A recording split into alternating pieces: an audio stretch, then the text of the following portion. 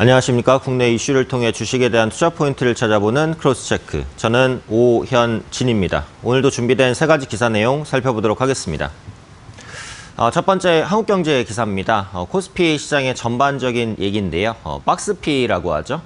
그래서 국내 시장 투자자들이 이제 상당히 소외감을 좀 많이 느낄 것 같은 게 글로벌 랠리에서도 항상 소외되는 왕따스러운 모습을 많이 보였습니다. 그래서 국내 증시가 해외 지수에 대비해서 이렇게 부진한 결과를 내는 이유는 무엇인지, 그리고 앞으로의 전망까지 살펴보도록 하겠습니다.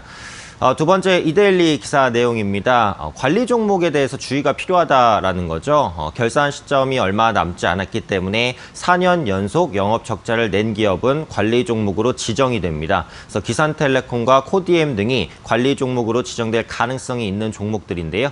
관리 종목으로 지정되면은 어떤 주가 흐름을 보이는지, 그리고 관리 종목을 피하기 위한 방법들은 어떤 것들이 있는지까지 살펴보도록 하겠습니다. 마지막 이데일리 기사입니다. 액상형 전자담배 세금 관련된 얘기입니다. 현재 액상형 전자담배 세금이 세계 최고 수준으로 과도하게 높다라는 분석이 있고요. 그다음에 관련의 반값이기 때문에 추가적으로 인상을 해야 된다라는 분석이 맞붙고 있는 상황입니다. 마지막 이슈로 살펴보도록 하겠습니다. 기사 본문 보겠습니다. 한국경제22 증권면에 있는 기사입니다. 국내 시장에 투자하시는 분들 굉장히 최근에 좀 어려움을 많이 겪고 계실 거라고 생각을 합니다. 특히 해외 지수 대비 소외된 현상이 뚜렷하기 때문에 상대적인 박탈감이 더 클 수 있다라고 판단을 하고 있는데요. 우선은 주요 국가의 지역별 주가지수 등락률부터 한번 살펴보겠습니다. 10월 이후를 보시면 한국의 코스피 지수는 단 1% 정도만 상승을 했습니다. 싱가포르, 유럽, 중국, 일본, 주요 국가 대비해서도 주가지수 등락률이 가장 낮았다라는 것을 확인할 수 있고요. 연초 이후로 보면 수익률은 더 심각합니다. 마이너스 0.6%를 기록하고 있습니다. 주요국들이 최대 24%까지 주가 상승을 보였다라는 것을 생각해 보시면은 확실히 이제 소외된 흐름이 나타났다라는 것을 알 수 있고요. 이렇게 주가가 불안정한 가장 큰 원인은 외국인의 순매도입니다. 최근 들어서 외국인이 누적 순매도를 굉장히 거칠게 하고 있는 모습들 나타나고 있는데요. 무려 21거래일 연속 어제까지 거래소 시장에서 순매도를 보여주는 모습 확인되고 있습니다. 이렇게 외국인이 순매도를 하는 이유는 국내 시장에 대한 신뢰가 무너졌기 때문이다라는 분석이 나오고 있습니다. 그러니까 내년 같은 경우 국내 시장의 EPS가 올해 대비 20% 이상 기저효과로 인해서 개선될 것으로 보이지만 무역 협상이 이제 이루어지지 않는 한 EPS 전망치의 상향 조정은 믿을 수 없다라는 거죠. 그래서 그런 부분들이 외국인 투자자 입장에서 이제 수급을 뺄 수밖에 없게 만드는 요인이라고 보시면 될 것 같습니다.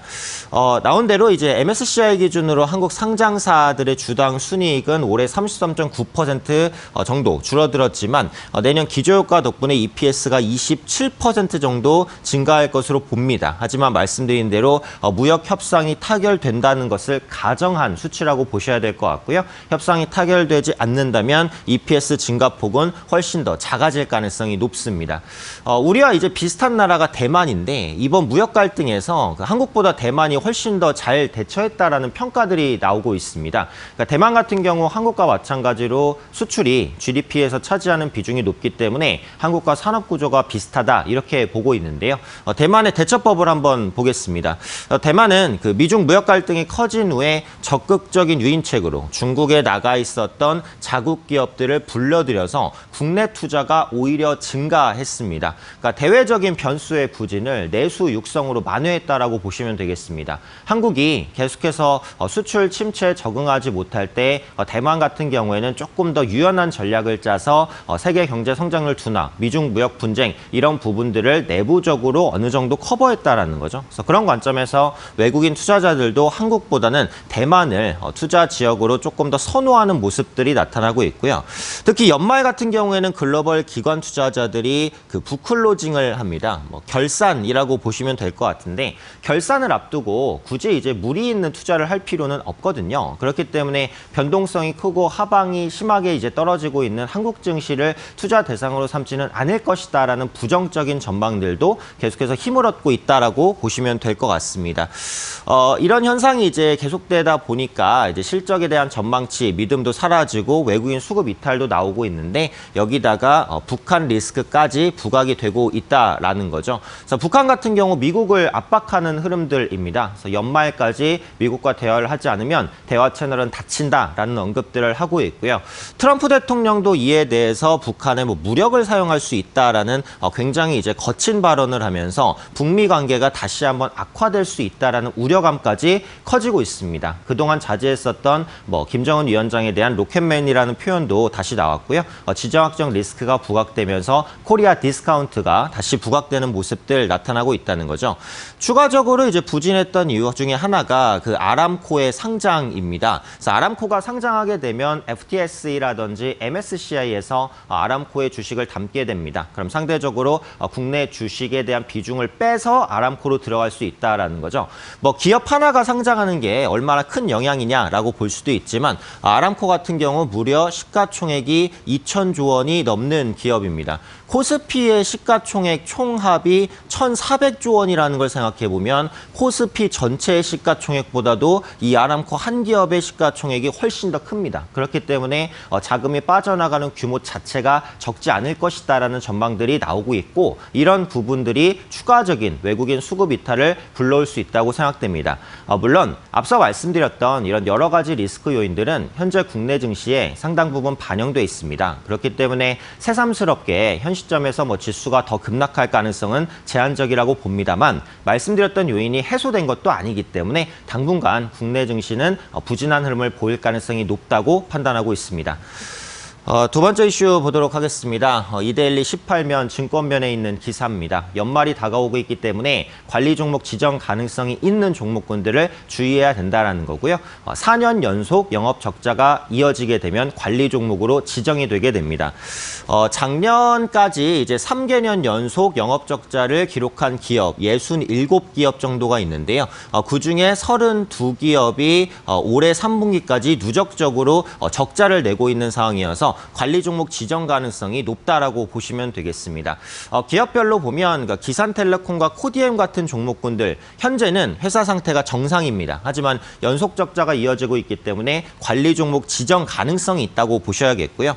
솔고바이오나 국순당, 내추럴 엔도텍 같은 종목군들은 이미 관리 종목에 지정돼 있습니다. 그렇기 때문에 실질심사 대상에 선정될 수 있기 때문에 이 부분 주의하셔야 될 것 같고요. 이미 MP그룹이나 행남사, CCX 같은 종목군들은 상장 폐지라든지 거래 정지까지 진입돼 있는 위험 기업입니다. 이런 기업 개수만 무려 11개에 달한다라고 보시면 될 것 같습니다.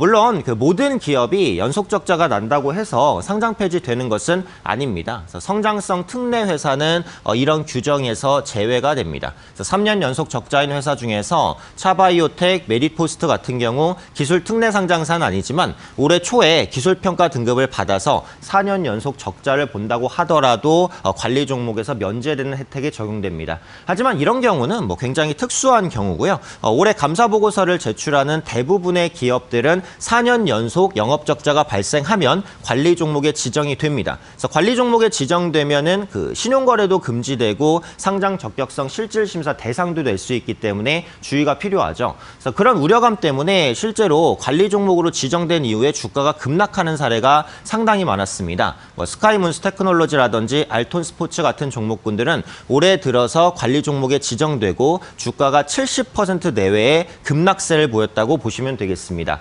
물론 이미 관리 종목에 들어가 있는 종목은 더더욱 주의가 필요하겠죠. 그래서 관리 종목으로 지정이 되게 되면 상장 적격성 실질 심사를 받게 되는데 이 상장 적격성 실질 심사에서 이제 통과되지 못한다라고 한다면 즉시 주식 매매 거래가 정지되고 장기간 투자금이 묶이고 심할 경우에는 상장 폐지까지 이어질 수 있기 때문에 주의가 필요합니다. 때문에 기본적으로 그 3년 연속 그 적자를 기록하는 경우는 일단 그 투자 관점에서 좀 제외하고 보시는 게 가장 좋다라고 볼 수 있겠고요.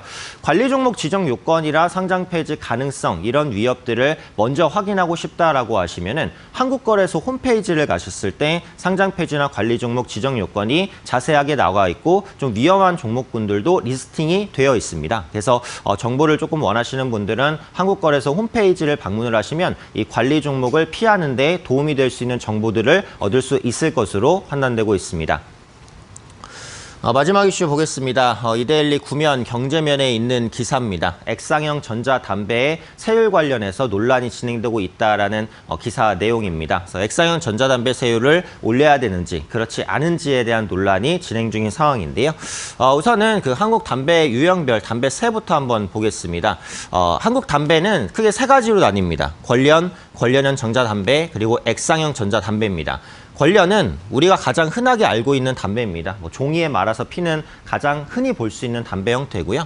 관련형 전자담배는 관련형이죠. 하지만 전자담배입니다. 찌는 형태로 피는 담배를 말하고요. 액상형 전자담배는 이 두 가지와는 조금 다릅니다. 그래서 기화를 시켜서 이제 그 기체를 흡입하는 형태로 피는 것인데 덜 해롭다고 해서 많이 이제 판매가 되기도 했지만 최근에는 바람을 유발한다고 해서 판매 금지 조치가 내려지기도 했습니다. 세금 같은 경우에는 이 액상형 전자담배가 세 가지 중에는 가장 낮은 편이기는 한데요. 그 가장 낮은 세금도 다른 국가와 비교하면 압도적으로 높다는 겁니다. 그래서 미국의 코네티컷과 비교를 했을 때도 몇 배 정도 높은 세금을 이제 부담을 하고 있죠. 그래서 이런 부분들 때문에 액상형 전자담배의 세금이 너무 높은 게 아니냐라는 분석들이 나오고 있습니다. 이렇게 해외와 이제 그 국내 담배 세금의 차이가 많이 나는 이유는 해외에서는 현재 과세를 어떻게 할지 연구한 단계인데 비해서 우리나라는 그 선제적으로 그 전자담배에도 담배세를 적용했기 때문입니다. 그래서 박근혜 정부 때 그 대폭 담배세가 인상이 됐고요. 현재 문재인 정부 때 그 규모를 유지하고 있는 상황입니다.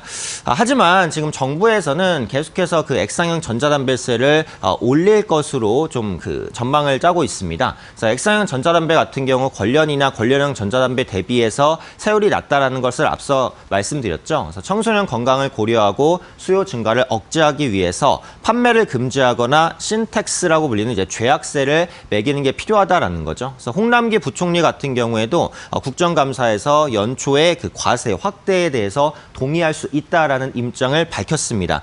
하지만 앞서 살펴본 대로 액상형 전자담배 세금을 올리게 되면 해외와의 격차는 더 크게 벌어집니다. 그리고 흡연율은 일반적으로 저소득층에 높기 때문에 국민 세금 인상으로 연결될 수 있다는 부담감 그리고 흡연자에 대한 반발까지도 감당할 수밖에 없습니다. 물론 지금까지는 그 액상형 전자담배 세금 인상 여부가 확정되지는 않았습니다. 결정된 건 없고요.